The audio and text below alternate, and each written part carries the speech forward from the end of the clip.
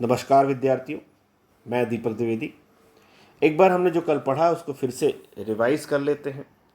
हमने कल पढ़ा हुआ था कि भारत जो है 8 डिग्री 4 मिनट से 37 डिग्री 6 मिनट उत्तरी अक्षांश पर स्थित है और देशांतरी विस्तार में 68 डिग्री 7 पूर्वी देशांतर से 97 डिग्री 25 मिनट पूर्वी देशांतर पर स्थित है।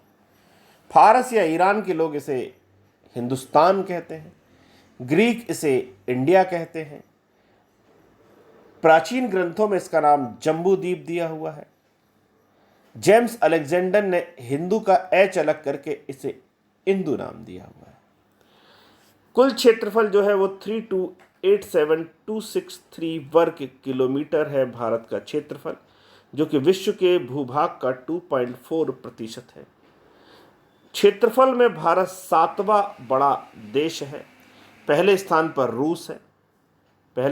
रूस, फिर कनाडा, चीन, यूएसए, ब्राज़ील, ऑस्ट्रेलिया है और 7वां स्थान भारत का आता है। जनसंख्या की दृष्टि से देखें तो जनसंख्या की दृष्टि से दूसरा है, पहले नंबर पर चीन है। ऐसा अनुमान है कि हम कुछ समय बाद चीन को पीछे छोड़ देंगे। विश्व की कुल जनसंख्या का 17.5% जनसंख्या भारत में निवास करती है। सर्वाधिक जो है जनसंख्या उत्तर प्रदेश में निवास करती है। जब जनसंख्या का चैप्टर पढ़ेंगे तो उसे फिर से हम अलग से पढ़ लेंगे। कर्क रेखा की बात करें तो कर्क रेखा जो है वो गुजरात, राजस्थान, मध्य प्रदेश, छत्तीसगढ़, झारखंड, वेस्ट बंगाल, त्रिपुरा, मिजोरम कुल 8 राज्यों से गुजरती है। गुजरात, राजस्थान, मध्य प्रदेश, छत्तीसगढ़, झारखंड, वेस्ट बंगाल, त्रिपुरा, मिजोरम से गुजरती है। वहीं पर भारत की समय मानक रेखा जो है वो उत्तर प्रदेश, मध्य प्रदेश, छत्तीसगढ़, उड़ीसा और आंध्र प्रदेश से गुजरती है। 5 राज्यों से भारत की समय मानक रेखा 82.5 गुजरती है, जो 82.5 पूर्व है, जिससे भारत का समय निर्धारित होता है, जो ग्रीनविच से 5.5 घंटे आगे है। जो ग्रीनविच से 5.5 घंटे आगे है यह रेखा। मध्य प्रदेश और छत्तीसगढ़ 2 ऐसे राज्य हैं जहां से कर्क रेखा भी गुजरती है और भारत की समय मानक रेखा भी गुजरती है। भारत की स्थलीय सीमा है 15,200 किलोमीटर, जो हमने पढ़ी हुई है, जिसमें पाकिस्तान, अफगानिस्तान, चीन, नेपाल, भूटान, बांग्लादेश, म्यांमार हमारे स्थलीय सीमा को स्पर्श करते हैं। जलीय सीमा द्वीपों को मिलाकर 7516.16 किलोमीटर है। ये हमारी जलीय सीमा है। सर्वाधिक जलीय सीमा बनाने का काम गुजरात करता है। सबसे बड़ी तटीय सीमा जो है किसकी है? गुजरात की है सबसे बड़ी तटीय सीमा। अगर कल को प्रश्न आ जाए कि प्रायद्वीपीय राज्यों में किसकी है, या आ जाए कि दक्षिणी राज्यों में किसकी सबसे बड़ी समुद्र तटीय रेखा है, तो उत्तर होगा आंध्र प्रदेश। देखिए, प्रश्न को बहुत अच्छे से पढ़ें। पूरे भारत में किस राज्य की है, तो उत्तर होगा गुजरात। और पूरे प्रायद्वीपीय या दक्षिणी भाग में किसकी है सबसे लंबी तट रेखा, तो उत्तर होगा आंध्र प्रदेश। हम बात करते हैं इसके बाद भारत के उत्तरी और दक्षिणी बिंदु को। सबसे उत्तरी बिंदु का नाम है इंदिरा कोल। दक्षिणी बिंदु जो निकोबार में, उसका नाम है इंदिरा पॉइंट, जो ग्रेट निकोबार द्वीप पर स्थित है। इंदिरा पॉइंट, जिसे पहले पिगमेलियन पॉइंट के नाम से भी जाना जाता था। पिगमेलियन पॉइंट के नाम से भी जाना जाता था। 676 किलोमीटर दूर है भूमध्य रेखा से। ये 6 डिग्री 30 मिनट पर स्थित है और भारत की मुख्य भूमि 8 डिग्री 4 मिनट पर है, जबकि ग्रेट निकोबार 6 डिग्री 30 मिनट पर है। इंडोनेशिया के करीब है, ग्रेट चैनल है इसके पास। लेकिन कल को प्रश्न आ जाए कि जो अंडमान निकोबार है वो सबसे ज़्यादा किस देश के निकट है, तो उत्तर होगा म्यांमार, क्योंकि इसका कोको द्वीप जो है बिल्कुल पास में है अंडमान एंड निकोबार के। पूर्वी बिंदु अरुणाचल प्रदेश का किबीथू है, जबकि पश्चिमी बिंदु गौरमाथा है भारत का। ये है भारत के बारे में कुछ जानकारी जो हमने चर्चा कर चुके हैं। इसके बाद और बता देता हूँ, यहाँ पर है बंगाल की खाड़ी, ये है अरब सागर, नीचे है हिंद महासागर, नीचे है हिंद महासागर। इसके अलावा हम देखें यहाँ पर, तो इसके अलावा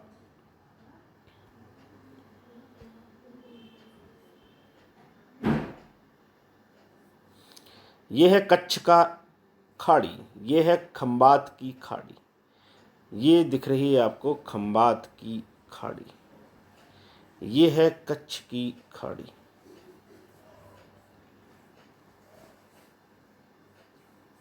ये जो मैंने अलग कलर से बनाई हुई है, ये कच्छ की खाड़ी है, और ये है खंबात की खाड़ी, ये खंबात की खाड़ी।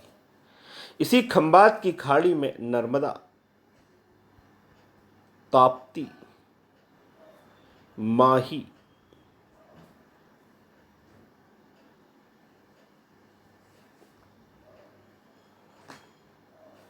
और साबरमती नदियां गिरती हैं इसी खंबात की खाड़ी। नर्मदा, ताप्ती, माही, साबरमती। यहां पर देखें दक्षिणी बिंदु में, तो यहां पर है पाक जल संधि, और यहीं पर है नीचे तरफ आप देखें तो मन्नार की खाड़ी, जो तमिलनाडु और श्रीलंका के बीच में मिलेगी आपको।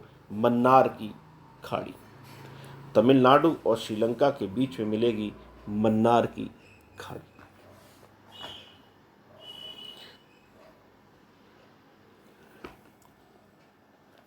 तो ये भारत का परिचय हुआ थोड़ा सा।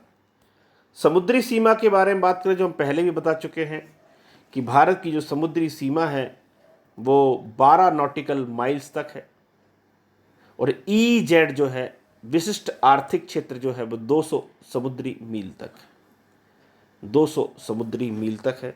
भारत के पड़ोसी देशों में नेपाल और भूटान दो ऐसे पड़ोसी देश हैं जो चीन के लिए बफर स्टेट का काम करते हैं, जो चीन के लिए बफर स्टेट का काम करते हैं ये देश।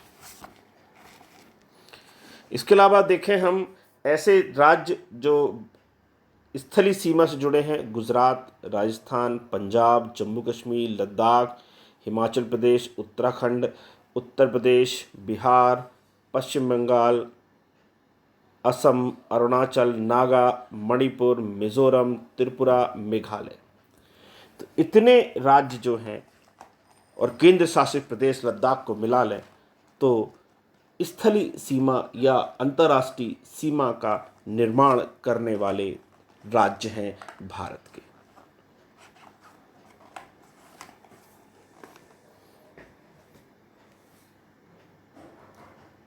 इसको नोट कर लेंगे।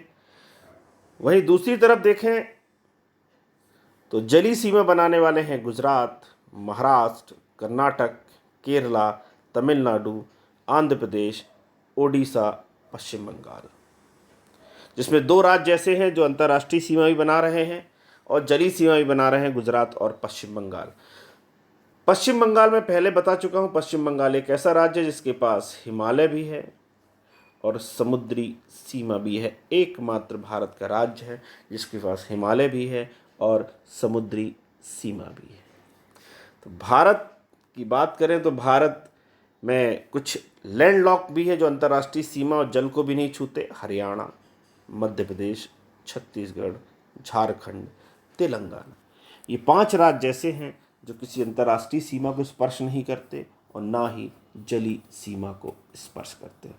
उसी तरह 2 केंद्र शासित प्रदेश भी हमारे पास हैं जो न जल को स्पर्श करते न अंतर्राष्ट्रीय सीमा को, वो है दिल्ली और चंडीगढ़। दिल्ली और चंडीगढ़ जो है स्थल अवरुद्ध हैं, जबकि अन्य केंद्र शासित प्रदेश जिसे हम बात करें दादर नगर हवेली, दमन द्वीप, लक्षद्वीप, अंडमान निकोबार द्वीप, पौंडीचेरी, ये जलीय सीमा को स्पर्श करने का काम करते हैं। श्रीलंका और मालदीव के साथ हमारी जलीय सीमा का निर्माण होता है। कुछ बातें और बता देता हूं मैं आपको। भारत और पाकिस्तान की जो सीमा है उसकी सुरक्षा करने का काम बीएसएफ करती है। भारत और पाकिस्तान की सीमा की सुरक्षा करने का काम बीएसएफ करती है। वहीं पर चीन के साथ हमारी सीमा की सुरक्षा करने का काम ITBP Indo Tibet border police करती है। जबकि भूटान और नेपाल दोनों की सीमा में एसएसबी होती है। नेपाल और भूटान दोनों की सीमा के लिए एसएसबी होती है, सशस्त्र सीमा बल इसकी रक्षा करता है। भारत और म्यांमार की सीमा की रक्षा करने का काम असम राइफल्स को दिया हुआ है। असम राइफल जो है भारत की सबसे प्राचीन पैरामिलिट्री फोर्स या अर्ध सैनिक। भारत और बांग्लादेश की सीमा का सुरक्षा काम भी बीएसएफ को दिया गया। तो बीएसएफ पाकिस्तान और बांग्लादेश दोनों की सुरक्षा करने का काम करती है। चीन के साथ हमारी है इंडो तिब्बत बॉर्डर पुलिस, ये हमारी सुरक्षा करती है। नेपाल और भूटान में एसएसबी है। म्यांमार के साथ असम राइफल्स है। बांग्लादेश के साथ बीएसएफ है। और जली सीमा की सुरक्षा के लिए कोस्ट गार्ड है, जो जली सीमा की सुरक्षा करने का कार्य करते हैं। तो ये हमने कल पढ़ा हुआ था, मैंने आपको एक बार रिपीट किया। कुछ हो सकता है आपको अतिरिक्त जानकारी भी इसमें प्राप्त हुई हो। आगे हम इसके बाद बढ़ते हैं भारत के पड़ोसी देशों के बारे में।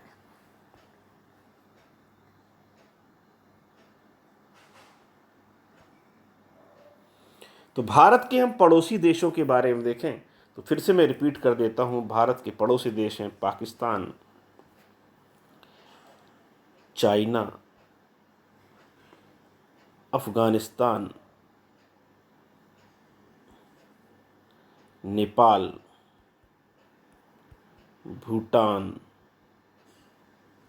म्यांमार, बांग्लादेश। ये हमारी थली सीमा से जुड़े हुए हैं। जबकि श्रीलंका और मालदीव जो है वो हमारी जली सीमा से जुड़े हुए हैं। तो ये है हमारे पड़ोसी राज्य। एक एक करके हम पड़ोसी राज्यों का अध्ययन करेंगे। सबसे पहले हम बात करेंगे पाकिस्तान। तो पाकिस्तान हमारा पड़ोसी देश है। ये देख रहे हैं पाकिस्तान में जो है सिंधु नदी जल तंत्र आपको दिखाई दे रहा है पाकिस्तान में। ये देखिए, आप ध्यान से देखेंगे, सिंधु नदी जल तंत्र है पाकिस्तान में। और यहीं पर सिंधु घाटी सभ्यता भी आपको दिखाई देगी भारत और पाकिस्तान के संदर्भ में। तो भारत और पाकिस्तान की अगर हम बात करें तो पाकिस्तान 1947 में बना हुआ है। इतिहास में आप इसका अध्ययन करेंगे कि कैसे पाकिस्तान का निर्माण हुआ। मुस्लिम लीग और कांग्रेस दोनों दलों की बातचीत हुई जब 1947 में माउंटबेटन योजना के आधार पर पाकिस्तान का निर्माण हुआ। और पाकिस्तान के निर्माण के बाद जिन्ना वहाँ के गवर्नर जनरल बने और लियाकत अली वहाँ के प्रधानमंत्री बने। इस तरह पाकिस्तान का निर्माण हुआ है। और पाकिस्तान के अगर हम क्षेत्रों की बात करें तो इसको उत्तर पश्चिमी भाग कहते हैं। ये पंजाब वाला इलाका है, ये सिंध है, ये बलूचिस्तान वाला इलाका है। ये हो गया बलूचिस्तान, ये सिंध क्षेत्र कहलाता है, ये पंजाब है, ये नॉर्थ वेस्ट फ्रंटियर यानी उत्तर पश्चिमी सीमा प्रांत कहलाता है। इस नॉर्थ वेस्ट फ्रंटियर की बात करें तो इस नॉर्थ वेस्ट फ्रंटियर का प्रमुख शहर जो है वो पेशावर है। पंजाब का प्रमुख शहर जो है वो लाहौर रावलपिंडी है। सिंध का प्रमुख शहर कराची है। और बलूचिस्तान का बड़ा शहर क्वेटा है। इस तरह पाकिस्तान को हम इन भागों में डिवाइड कर सकते हैं। सिंध में थार का मरुस्थली मिलेगा। बलूचिस्तान भी एक प्रकार का पथरीला इलाका है। पंजाब जो सबसे समृद्ध और उपजाऊ क्षेत्र है पाकिस्तान का पंजाब। पंजाब को स्पर्श करने वाले राज्यों की अगर हम बात करें तो पंजाब को स्पर्श करने वाले राज्य हैं गुजरात, राजस्थान, पंजाब, जम्मू कश्मीर के अब दो हिस्से हो गए हैं। तो हम दो बात करेंगे, जम्मू कश्मीर और दूसरा बात करेंगे लद्दाख। ये दोनों पाकिस्तान को स्पर्श करने का काम करते हैं। पाकिस्तान को स्पर्श करने का कार्य करते हैं। पाकिस्तान के साथ जो हमारी सीमा रेखा है, जो मैं पहले भी आपको बता चुका हूं मैप में, पाकिस्तान के साथ जो हमारी सीमा है वो रेड क्लिफ के नाम से जानी जाती है। रेड क्लिफ रेखा के नाम से जानी जाती है, जिसे 1947 में स्थापित किया गया था। जबकि जम्मू कश्मीर के क्षेत्र की बात की जाए तो जम्मू कश्मीर में जो रेखा है वो LOC रेखा है, लाइन ऑफ कंट्रोल के नाम से जाने जाते हैं, जो 1972 में 1971 के शिमला समझौते के आधार पर बनी हुई थी। भारत और पाकिस्तान में बहुत सारे विवाद हैं, जिन्हें लेकर 1948, 1965, 1971 और 1999 में युद्ध हो चुके हैं, जिसमें से पाकिस्तान 1965, 1971 को युद्ध मानता है और 1948, 1999 को वो युद्ध नहीं मानता है। उसका कहना है पता नहीं कौन यहाँ पर प्रवेश कर गए। तो 1948 में जो हमला हुआ वो कबायली हमला जो हुआ वो कश्मीर पर हुआ। 1999 को हम कारगिल युद्ध के नाम से जानते हैं और 26 जुलाई को हम कारगिल दिवस मनाते हैं। 1965, 1971 में भारत पाक युद्ध हुआ। दोनों ही युद्धों में भारत की विजय हुई। 1965 के युद्ध की समाप्ति ताशकंद समझौते से हुई, जहां पर ताशकंद में लाल बहादुर शास्त्री की मृत्यु हो गई, देहावसान हो गया। 1971 का युद्ध जो है वो शिमला समझौते से समाप्त हुआ। यह शिमला समझौता इंदिरा गांधी और जुल्फिकार अली भुट्टो के बीच में हुआ। तो इन दोनों के बीच में ये समझौते हुए। तो पाकिस्तान से हमारा विवाद कश्मीर को लेकर भी है। पाकिस्तान जो है कश्मीर में निरंतर घुसपैठ करता रहता है। हम पाक कश्मीर की स्थिति देखें तो जम्मू कश्मीर के ये वाला इलाका वर्तमान में लद्दाख बना दिया गया है। ये जो रेड इलाका आपको दिख रहा है, अक्साई चीन ने इस पर कब्जा कर लिया है। और ये जो अलग इलाका आपको दिखाया गया है, ये पाकिस्तान ने चीन को 1963 में दे दिया गया था। ये इलाका कहलाता है POK। और जो ये लाइन ये बनती हुई आपको दिखाई दे रही है, यही कहलाती है LOC, line of control. Exam में आएगा लाइन ऑफ कंट्रोल कितने राज्यों में है, तो आपका उत्तर होगा लाइन ऑफ कंट्रोल केवल जम्मू एंड कश्मीर में है। लाइन ऑफ कंट्रोल के आगे ही आपको दिखाई देगा ग्लेशियर सियाचिन। सियाचिन ग्लेशियर को एशिया का कॉकपिट कहा जाता है। सियाचिन ग्लेशियर पर 1984 में भारत ने ऑपरेशन मेघदूत चलाकर अधिकार किया। इसके 2/3 हिस्से पर भारत का अधिकार है इस इलाके में। ऑपरेशन मेघदूत चलाया गया था 1984 में, तब हमारा यहां पर अधिकार हुआ है। तो सियाचिन विवाद की बात करें, सियाचिन विवाद जो है वो काफ़ी महत्वपूर्ण है। बहुत बड़ा ग्लेशियर है सियाचिन, 75 किलोमीटर लंबा है और समुद्र तल से लगभग 5,800 मीटर की ऊंचाई पर है। और इसका 2/3 हिस्सा भारत के कब्जे में है। यहीं से नुब्रा और काराकोरम और श्योक नदियां निकलती हैं, जो सिंधु नदी के सहायक नदी है।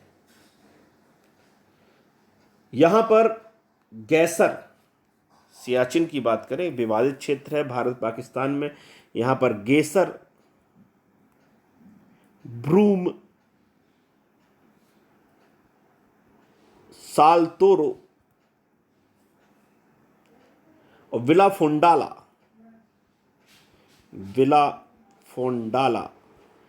ये दर्रे हैं जो भारत के पास है, विला फोंडाला। जबकि ग्योंग जो दर्रा है वो पाकिस्तान के कब्जे में है, ग्योंग। तो 4 दर्रे हैं भारत के पास और 5वां है पाकिस्तान के पास।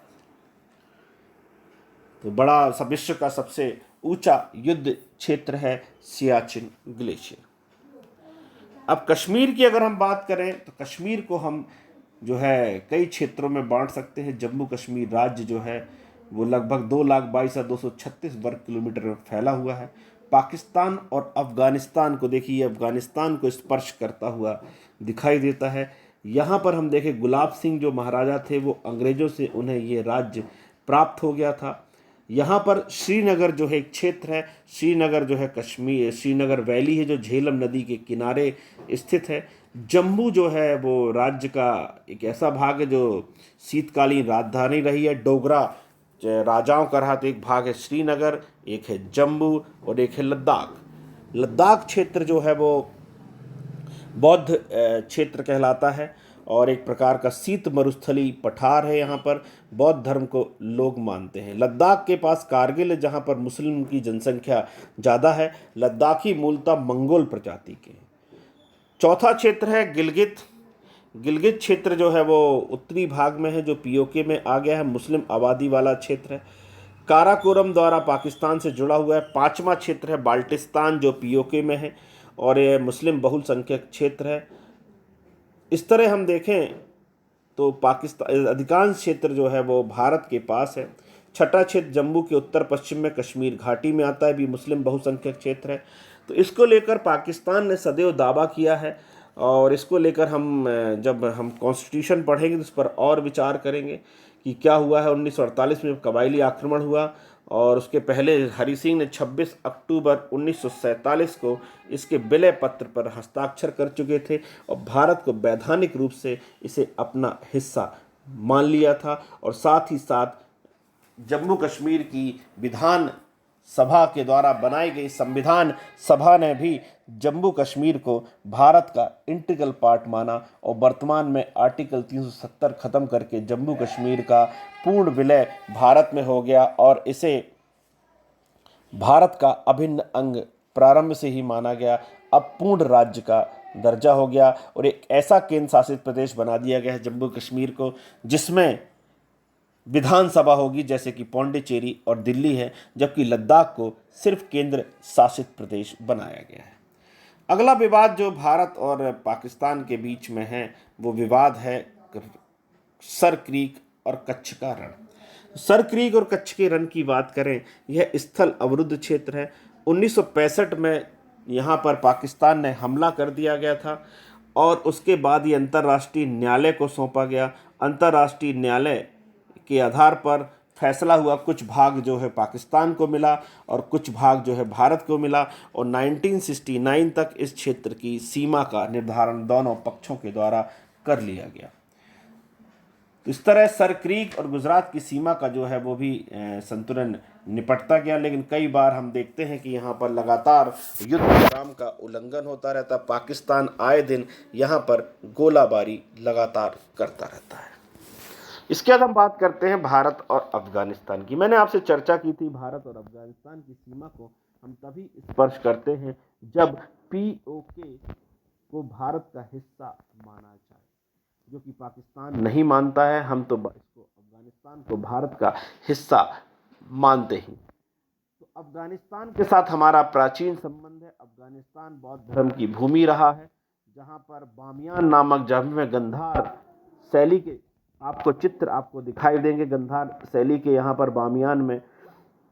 तो भारत और अफगानिस्तान की बात करें तो भारत और अफगानिस्तान के बीच जो सीमा है वो कुल 106 किलोमीटर है। इस लाइन को हम डूरंड रेखा के नाम से जानते हैं, जो मार्टिमा डूरंड द्वारा बनाई गई है, जो पाकिस्तान अफगानिस्तान के बीच सीमा निर्धारण का कार्य करती है। अभी हम यहाँ पर पहुँचने के लिए, जैसे कि हम अभी अफगानिस्तान से पीओके के कारण नहीं जुड़े हुए, नहीं पहुँच पा रहे हैं, तो हमने ईरान में एक चाय बहार बंदरगाह बनाया है। इस चाय बहार बंदरगाह से सीधे अफगानिस्तान के काबुल जाया जाएगा, जो कि हम चाय बहार के माध्यम से हम अफगानिस्तान से सीधे जुड़ जाएंगे।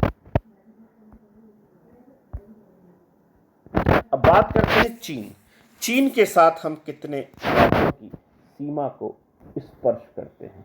तो चीन के साथ हमारे जो है भारत की सबसे लंबी सीमा रेखा है। सबसे बड़ी सीमा रेखा जो है वो हमारी किसके साथ है? सबसे बड़ी सीमा जो है हमारी बांग्लादेश के साथ है और चीन के साथ 3488 किलोमीटर लंबी सीमा है। लद्दाख, जम्मू कश्मीर ना कहकर इसे हम कहेंगे अब लद्दाख क्षेत्र जो है वो चीन को स्पर्श करता है। दूसरा है हिमाचल, उत्तराखंड, सिक्किम, अरुणाचल प्रदेश, इसको स्पर्श करते हैं। नेपाल और भूटान जो है ये बफर स्टेट का कार्य करते हैं। नेपाल और भूटान जो है भारत और चीन के बीच एक बफर स्टेट का कार्य करते हैं।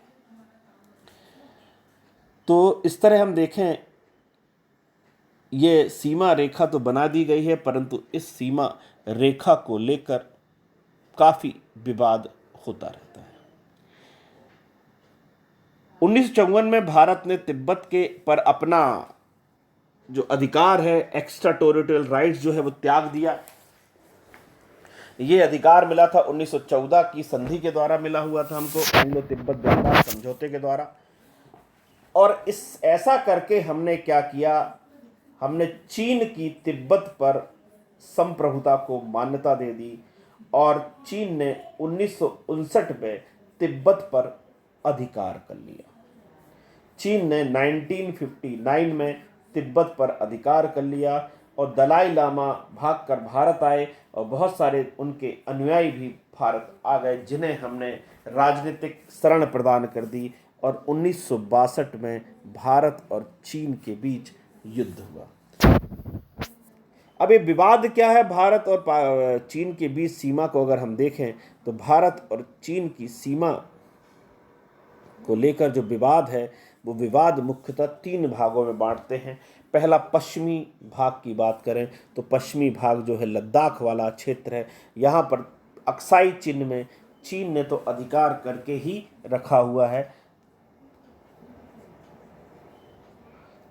तो यहाँ पर हम देखें सिंधु नदी तंत्र है, पैगोंग झील है, कैलाश श्रेणी है, यहाँ से ये जो है निकलती है। अभी हाल में ही यहाँ पर गलवान घाटी को लेकर अभी काफ़ी विवाद उत्पन्न हुआ था और यहाँ पर चीन लगातार घुसपैठ करता रहता है। मध्य खंड की बात करें तो मध्य खंड जो है वो सिक्किम तक जाता है, उत्तराखंड में भी जुड़ा होता है। उत्तराखंड में 2016 में एक जगह है चमोली जिले की बाराहोटी, यहाँ पर भी चीनी सेना के द्वारा घुसपैठ की गई थी। वो बाराहोटी को अपना क्षेत्र मानते हैं। चीन ने अपना दावा किया है कि ये हमारा क्षेत्र है। तो इस तरह को लेकर यहाँ पर विवाद जो है लगातार पैदा होता रहता है।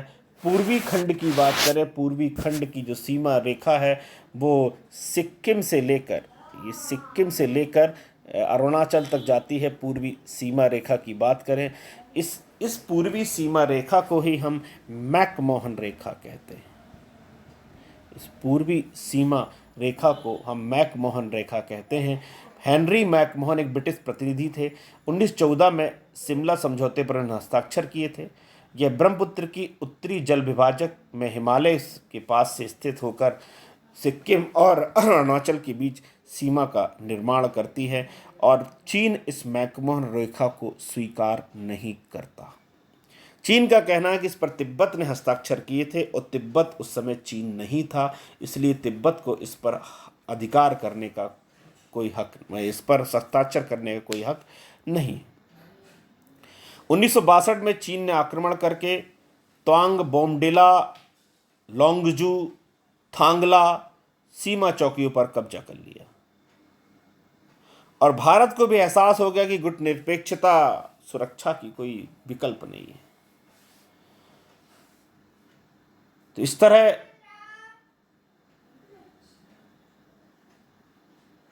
चीन ने यहाँ पर हमला किया और अरुणाचल प्रदेश को वो दक्षिणी तिब्बत के नाम से जानता है। लेकिन भारत ने अभी वर्तमान में अपना कड़ा रुख दिखाते हुए चीन को भी समझौते पर मजबूर कर दिया है। चीन ने ब्रह्मपुत्र नदी में चीन जो है 3 परियोजनाएं बना रहा है जो कि तिब्बत क्षेत्र में है। एक का नाम है दागू, जांगूम,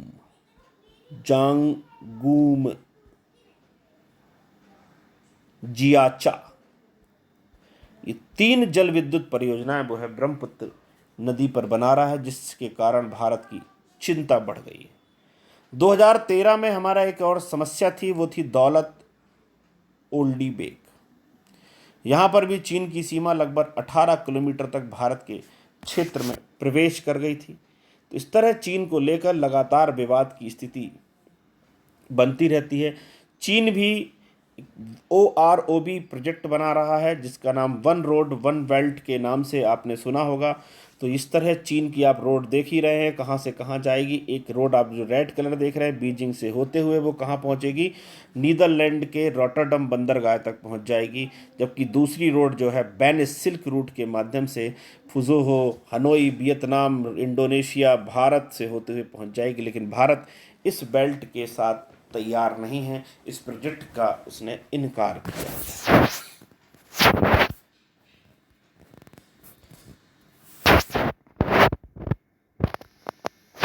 तो ये है चीन के साथ बड़ी समस्याएं।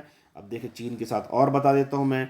इस इलाके को चीन ने अपना अधिकार कर लिया है और ये इलाका मैं बता चुका हूँ 1963 में पाकिस्तान ने चीन को दे दिया है। इसको वो डिस्प्यूटेड एरिया मानता है इन दोनों जगह को, और इस मैकमोहन लाइन को स्वीकार नहीं करता। अरुणाचल प्रदेश को वो चीन का हिस्सा मानता है। तो ये है हमारी एक विवादित समस्या चीन के साथ।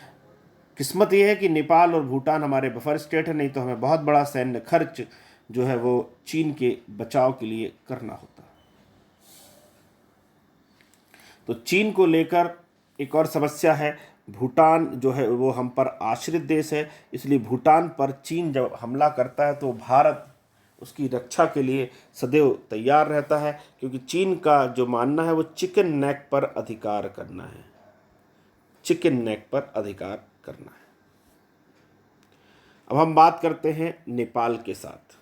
तो अगले वीडियो में हम नेपाल के साथ चर्चा करेंगे। धन्यवाद।